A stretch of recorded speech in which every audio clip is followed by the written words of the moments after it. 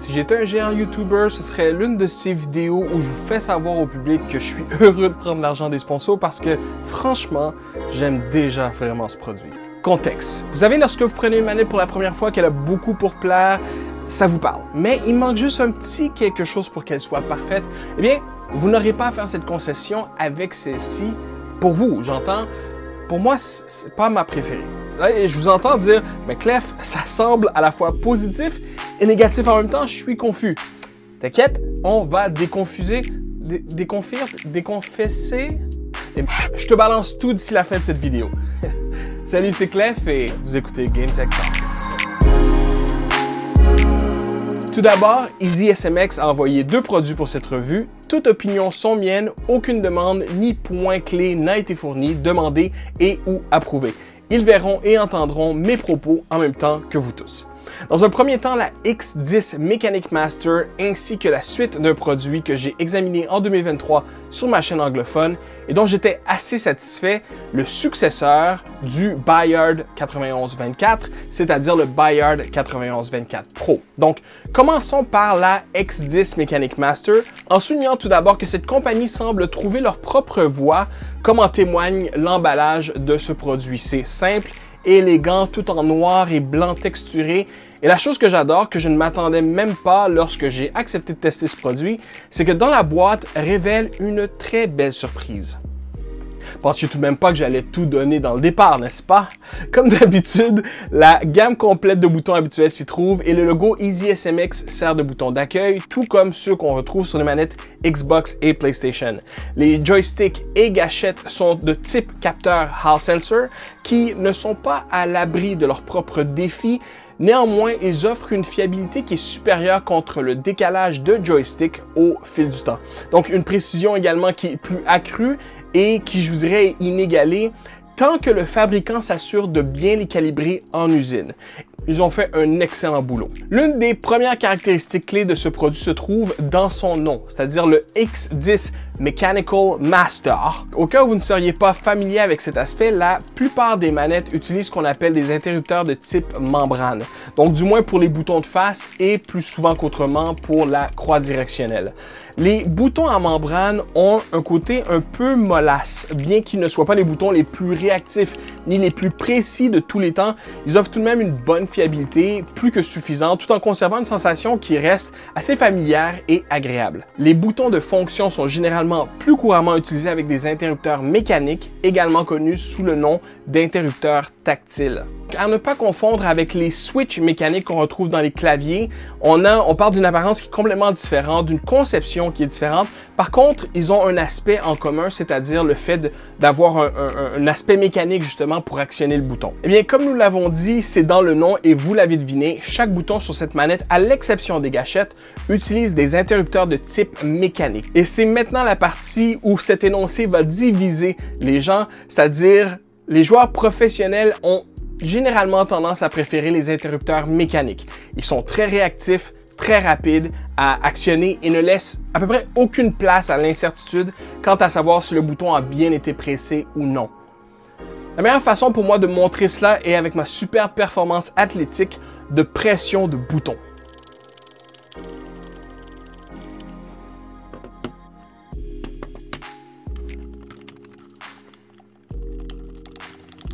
Bon, finalement, peut-être que ça va pas bien illustrer ce que j'essaie de dire, mais je vous assure que c'est beaucoup plus facile à faire sur un bouton tactile que sur un bouton membrane. En fait, c'est même pas comparable.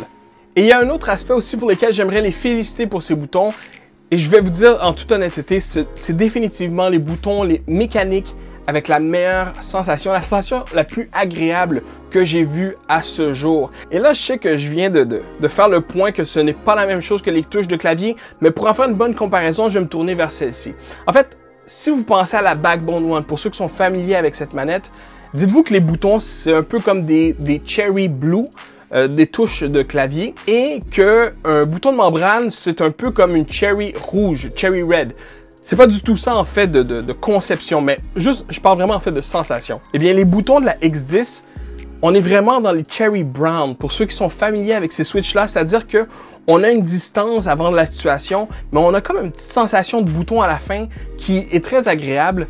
Alors vraiment, je trouve que c'est réussi. Mais ceci dit, ça reste que pour moi personnellement, ce ne sont pas mes boutons préférés. Et puis je vous dis ça, puis à chaque fois que je prends la manette puis que je me mets à jouer, j'ai l'impression d'être un peu plus convaincu. Mais je sais pas encore si ça fait du sens pour moi. Je suis tellement habitué aux boutons de membrane, mais bon. Alors veuillez m'excuser pour m'être un peu éternisé sur les interrupteurs de clavier, mais je me suis dit que ça allait bien, encore une fois, illustrer le point. Alors ensuite, discrètement cachés sous la manette se trouvent deux boutons, un turbo, un vibration, que nous aborderons dans quelques instants. En parlant de quelque chose discrètement caché dans la boîte, notre surprise est en fait une coque interchangeable. Mais avant d'en parler, une troisième chose cachée au bas de cette vidéo est un rappel animé conçu pour vous rappeler subconsciemment que vous abonnez, aimez et commentez cette vidéo. Ce sont des choses qui me rendent très heureux.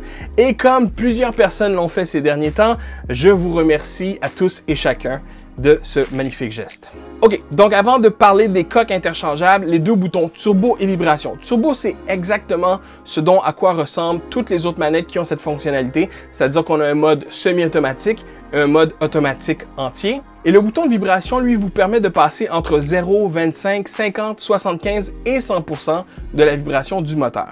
À l'arrière se trouvent deux palettes qui peuvent être configurées pour fonctionner soit avec une touche, soit avec une combinaison de touches. Et une chose qui est très particulière chez EasySMX que je ne me souviens pas d'avoir vu ailleurs, c'est que leur palette enregistre non seulement des boutons ou des combinaisons de boutons, mais ils peuvent également enregistrer des combinaisons des sticks. Je sais que ça semble être une fonction qui pourrait nous sembler inutile, mais je vous dirais que c'est une fois qu'on trouve le contexte où en faire bon usage que c'est vraiment plaisant comme outil. Comme par exemple, si vous voulez placer des blocs en série dans Minecraft, vous avez tout simplement qu'à mapper la fonction sur votre bouton et de fil en aiguille, ça met les blocs pour vous. C'est extrêmement utile dans des circonstances comme ça, comme par exemple. Alors comme nous sommes déjà sur Gamepad Tester, c'est un parfait moment pour vous montrer également la fiabilité des sticks. Je devrais souligner que le test de circularité est extrêmement précis. Il sort simplement des limites, donc ne vous faites pas avoir par le pourcentage d'erreurs. En réalité, c'est exactement ce que vous voulez lorsqu'on parle des analogues sur une manette de jeu. Et donc, les coques de remplacement. J'adore cette fonctionnalité. Non seulement vous avez la possibilité d'harmoniser l'esthétique de votre pièce, de vos appareils, mais vous pouvez également avoir un ensemble frais de poignée au cas où l'une serait plus usée que l'autre. Et donc, une autre fonctionnalité que j'apprécie grandement, que je comprends pas pourquoi il n'y a pas d'autres entreprises qui le font, et que vous remarquerez à l'avant, au bas des poignées ergonomiques, nous avons une texture, ce qui donne vraiment une meilleure prise en main sur la manette. Donc, c'est des petits détails comme ça qui font ressortir EasySMX sur un marché qui est déjà extrêmement peuplé. Ensuite, passons à la connexion 2.4 GHz, ce qui signifie que si vous préférez ne pas utiliser le Bluetooth ou le mode filaire, ils fournissent également un dongle que vous pouvez utiliser pour des connexions sans fil. Très important de souligner que le dongle fonctionne exclusivement pour la connectivité PC. Donc, si vous le branché dans le dock de la Switch, comme par exemple, bien que je ne sais pas pourquoi vous voudriez faire ça, ça ne fonctionnera pas. Vous remarquerez derrière la manette, il y a un petit interrupteur que vous pouvez déplacer vers un de 4 modes. Vous avez le mode Nintendo Switch qui simule une manette Pro, vous avez le mode Bluetooth qui simule une manette Xbox 360, le mode filaire qui a exactement la même simulation en fait, et aussi le mode dongle qui également simule une manette Xbox. À titre d'information, il est très probable que plusieurs modes fonctionnent sur des appareils qui ne sont pas nécessairement conçus pour ça, comme par exemple le mode Bluetooth fonctionne sur la Switch, malgré le fait d'avoir un mode Switch.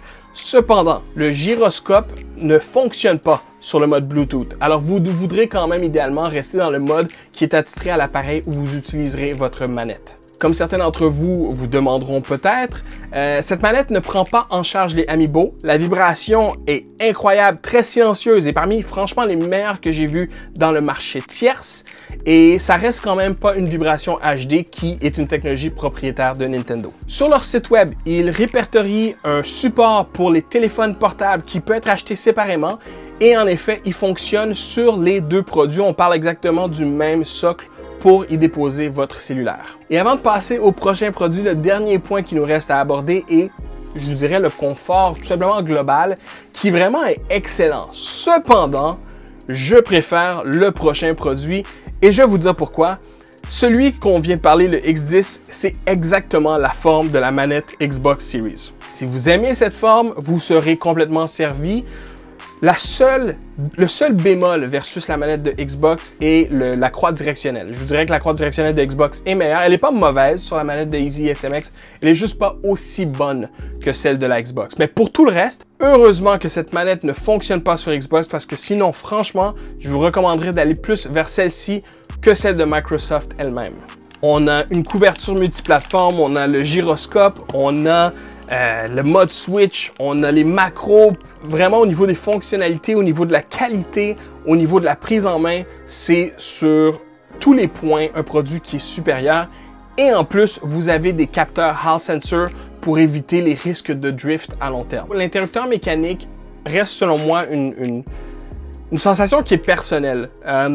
Comme je disais un peu plus tôt, je suis pas encore convaincu, mais et très sincèrement, à chaque fois que je prends la manette entre mes mains puis que je me mets à jouer avec, je suis comme « Oh, finalement, mais le Bayard 9124 Pro, ce produit est l'un de ceux pour lesquels j'ai peu de choses à dire car j'ai l'impression d'avoir déjà tout dit dans le produit avant. Il y a quand même plusieurs points qui sont en commun.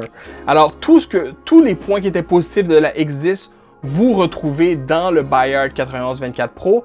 Bien sûr, il y a des différences que je vais énumérer en rafale dès maintenant. Alors, au lieu d'avoir 2 palettes, nous en avons 4. Le mode d'enregistrement des touches donne un mode additionnel qui nous permet d'enregistrer plusieurs boutons simultanément avec une presse. La X10 n'a pas de bouton de capture d'écran, tandis que la Bayard 9124 Pro, elle, en a un. La Bayard a aussi des boutons rétroéclairés qui, dans l'ensemble, fait un meilleur travail de représenter plusieurs consoles, que je vais y revenir dans quelques instants. La croix directionnelle est objectivement meilleure. L'une des meilleures croix directionnelles que j'ai vues sur une manette tierce. Les boutons de face et la croix directionnelle sont en membrane, ce qui, encore une fois, est pour moi un choix qui est supérieur, ou du moins plus familier. Mais probablement, un des aspects les plus remarquables pour moi du Bayard 9124 Pro est, dans un premier temps, que les sticks sont ni concaves ni convexes, ils sont plats.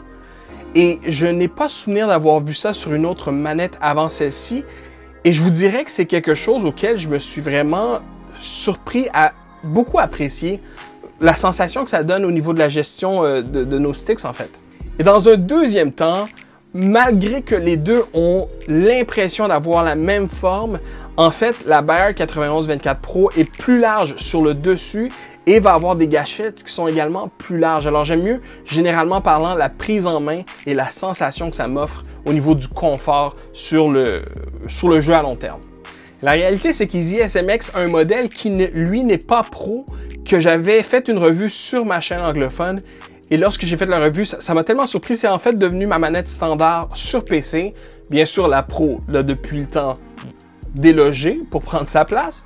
Mais ça reste encore à ce jour ma manette de choix lorsque je joue sur PC avec une manette. Habituellement, je suis plus clavier-souris, mais lorsque je joue avec une manette, c'est avec Easy SMX que ça se passe. Et aussi un petit détail que je pourrais facilement passer par-dessus, mais je vous dirais que la sensation au niveau de la rugosité de la coque de la Bayard 9124 Pro, pour moi, est légèrement supérieure à celle de la X10 Mechanical Master.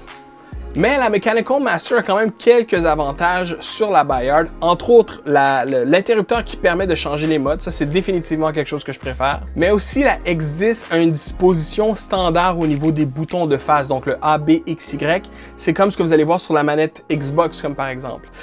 Cependant, la Bayard 9124 Pro, le lettrage et la disposition Nintendo, mais les couleurs sont la disposition qui a été établie par Xbox il y a de cela quelques années. Et c'est pour ça que je vous disais que je trouve que cette manette fait un meilleur travail à représenter les deux différentes possibilités.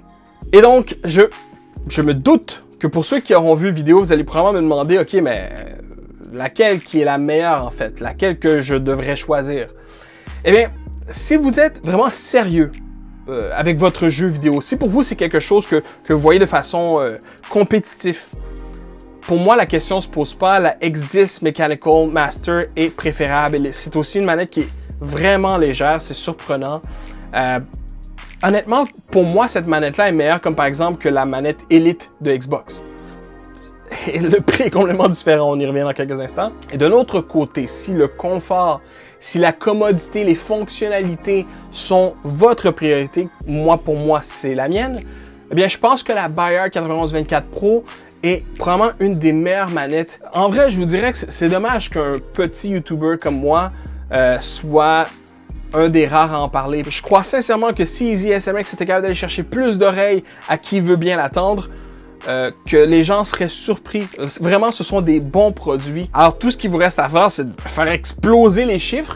Comme ça, je vais pouvoir en parler le plus rapidement possible et faire connaître à nous tous, gamers, que ce sont vraiment des produits qui vaut le détour. Je pense, du moins. Alors, les prix que je vous donne sont en prix américain, mais vous avez les conversions en euros, en dollars canadiens sur leur site internet.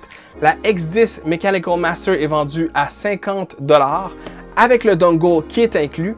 La Bayard 9124 Pro est vendue à 43 $ également avec le dongle inclus. Mais même si je n'ai pas présenté ce produit, si pour vous d'avoir les stick Hall sensor, les gâchettes Hall sensor, ce n'est pas quelque chose qui est important, que vous êtes correct avec les types ALPS et les triggers linéaires qu'on appelle, eh bien pour 33 $ américains sans le dongle, ou 35 si vous voulez le dongle, que je recommande honnêtement, ou sinon même pour 40 $, vous avez et le dongle et le support de téléphone fourni, parce que sinon le support de téléphone est 12 $ américains à part. Et si vraiment vous vous dites, ben, budget, ça me dérange pas, hein? Si vous avez vraiment envie de vous faire plaisir, moi, ce que je vous recommande, en fait, au final, c'est de prendre une Bayard 9124 régulière avec le dongle et le support pour les cellulaires et avec une X10 Mechanical Master. Et par la suite, revenez sur cette vidéo pour me dire dans les commentaires, « Wow, Clef, tu n'étais vraiment pas en train de plaisanter. Ces manettes-là, c'est top! » Alors voilà, je vous dis à la prochaine. Merci.